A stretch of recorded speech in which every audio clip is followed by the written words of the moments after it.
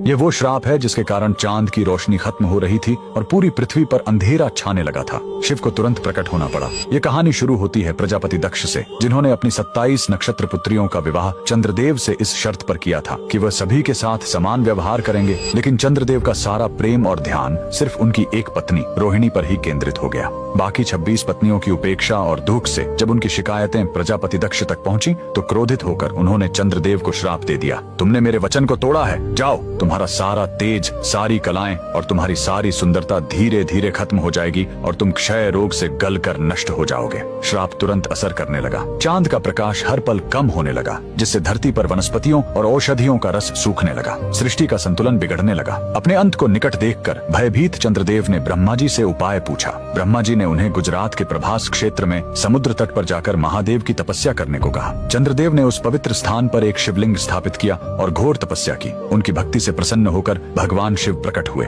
उन्होंने कहा, मैं दक्ष के श्राप को पूरी तरह खत्म तो नहीं कर सकता, लेकिन उसका प्रभाव कम कर सकता हूँ। शिव ने वरदान दिया, तुम कृष्ण पक्ष में 15 दिन क्षीण होगे, लेकिन शुक्ल पक्ष में 15 दिन फिर से पूर्ण हो जाओगे। उन्होंने चंद्र को अपने मस्तक पर धारण कर लिया और चंद्रशेखर कहलाए। और जिस ज्योतिर्लिंग की चंद्र ने पूजा की थी वो सोमनाथ, सोम यानी चंद्र के नाथ के नाम से प्रसिद्ध हुआ। और यही सोमनाथ मंदिर भारत का पहला ज्योतिर्लिंग आज भी गुजरात के वेरावल में उसी समुद्र तट पर शान से खड़ा है, जहाँ चंद्रदेव ने श्राप से मुक्ति पाई थी। लेकिन रुकिए, इस मंदिर का एक और रहस्य है। यहाँ मौजूद बाण स्तंभ यह बताता है कि यहाँ से लेकर दक्षिणी ध्रुव तक समुद्र के रास्ते में कोई जमीन नहीं है। भगवान शिव, ये नेपाल की वो झील है जिसे खुद भगवान शिव ने अपने त्रिशूल से बनाया था। लेकिन रुको, इसका रहस्य सीधे भगवान विष्णु के क्षीर सागर तक जाता है। ये कहानी शुरू होती है समुद्र मंथन से। जब सृष्टि को बचाने के लिए शिव ने हलाहल विष पी लिया तो उसकी जलन से उनका कंठ जलने लगा। उस असहनीय पीड़ा को शांत करने के लिए भगवान शिव हिमालय पहुंचे।